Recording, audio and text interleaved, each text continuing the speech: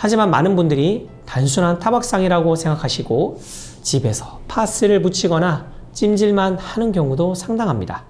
이렇게 골절을 방치하게 되면 상태가 악화되어 더 큰 수술로 이어질 수 있으니 반드시 병원에 내원하셔서 CT나 MRI 등으로 정확한 검사를 받아보시는 것이 좋습니다.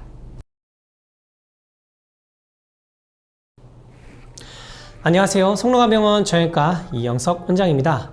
겨울은 꽈당이라는 단어랑 참 잘 어울리는 것 같습니다. 눈이 펑펑 내리고 나면 그 다음날은 온 거리가 꽝꽝 얼어서 길을 걷는 사람들이 모두 펭귄처럼 조심조심 걷곤 하는데요. 이렇게 조심하는데도 불구하고 여기저기 꽈당 하며 넘어지는 분들도 많습니다. 사실 이렇게 꽈당 하고 넘어지는 건 마냥 웃어 넘길 수 있는 일은 아닙니다. 실제로 국립중앙의료원의 응급의료 통계 포탈 자료에 따르면 지난 3년간 길이 미끄러워서 넘어지는 낙상사고로 응급실을 찾은 건수는 총 86만 6,449건이라고 합니다. 이 중에서 60세 이상 고령층이 차지하는 비율은 45.2%, 약 39만 1,897건에 달하는데요.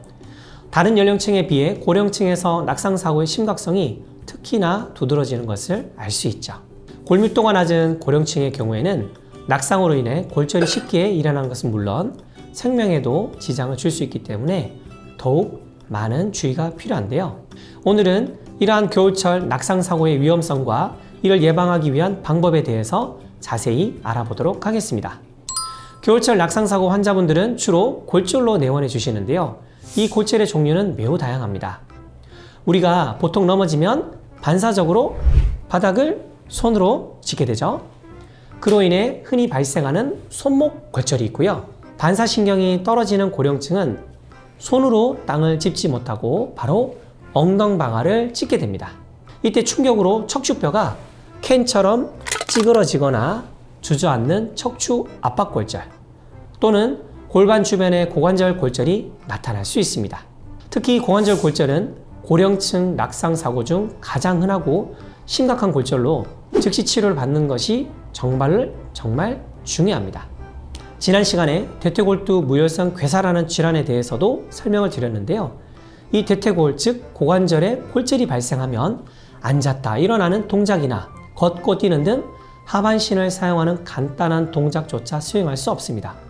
이렇게 되면 몸을 제대로 움직일 수 없기 때문에 오랜 기간 누워서 생활해야 하며 특히 노인층에서 이런 골절이 발생하면 당뇨와 고혈압, 심장질환이나 천식을 동반하는 경우가 많아 치료하는 데 큰 어려움이 따르게 됩니다. 게다가 노인층의 골절은 자칫하면 합병증까지 유발하기 때문에 조기 대처와 치료가 중요한데요. 하지만 많은 분들이 단순한 타박상이라고 생각하시고 집에서 파스를 붙이거나 찜질만 하는 경우도 상당합니다. 이렇게 골절을 방치하게 되면 상태가 악화되어 더 큰 수술로 이어질 수 있으니 반드시 병원에 내원하셔서 CT나 MRI 등으로 정확한 검사를 받아보시는 것이 좋습니다. 지금까지 낙상으로 인한 골절의 종류를 간단하게 설명드렸는데요. 그 중에서 콜레스 골절이라는 게 있습니다. 이 콜레스 골절은 어떤 부위의 골절일까요? 바로 손목의 골절입니다. 우리가 넘어질 때 손으로 바닥을 짚잖아요. 그때 손목이 과하게 뒤로 꺾임으로써 발생하는 골절을 말하는데요.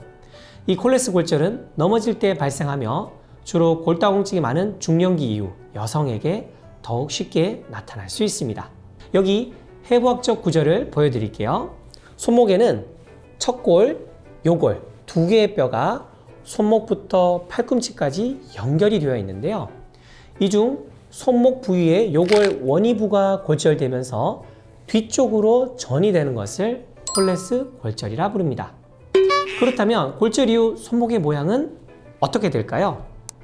넘어질 때 손을 땅에 짚으면 손목이 뒤로 꺾이면서 뼈도 뒷방향으로 부러집니다.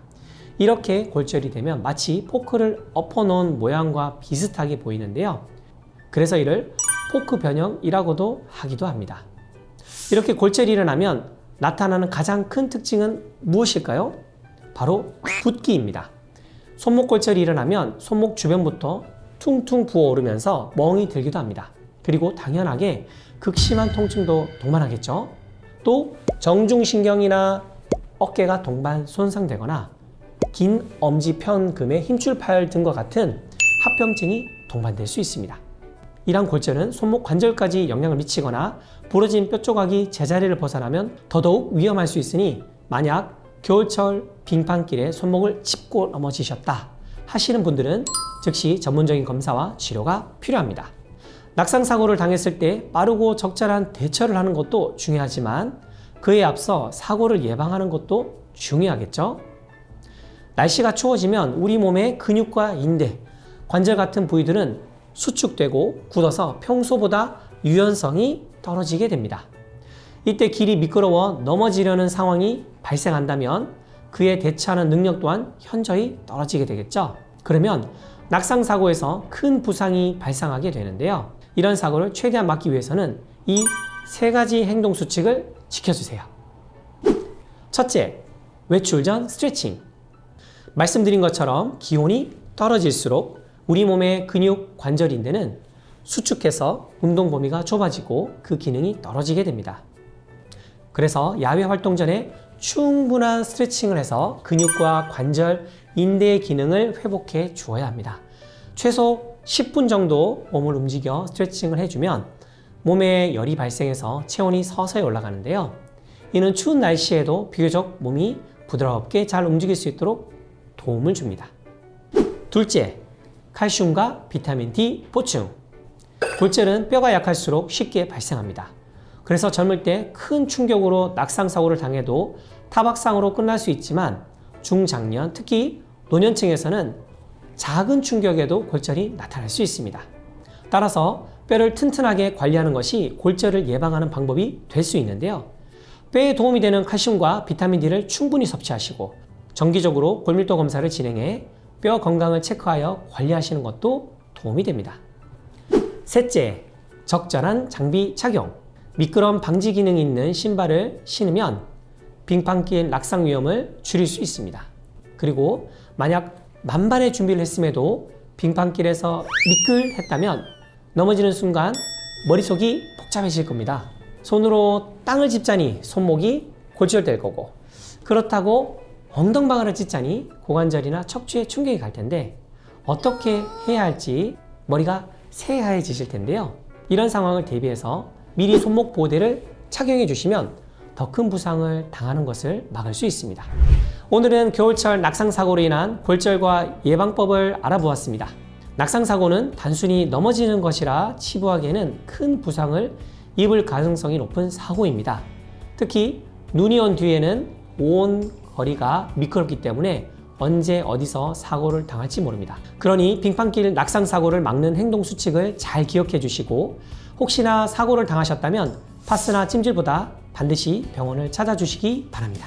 그럼 제가 준비한 내용은 여기까지고요. 도움이 되셨다면 좋아요, 구독, 알림 설정 잊지 마시고요. 다음 영상도 기대 많이 해주세요. 지금까지 성노가병원 정형외과 이영석 원장이었습니다.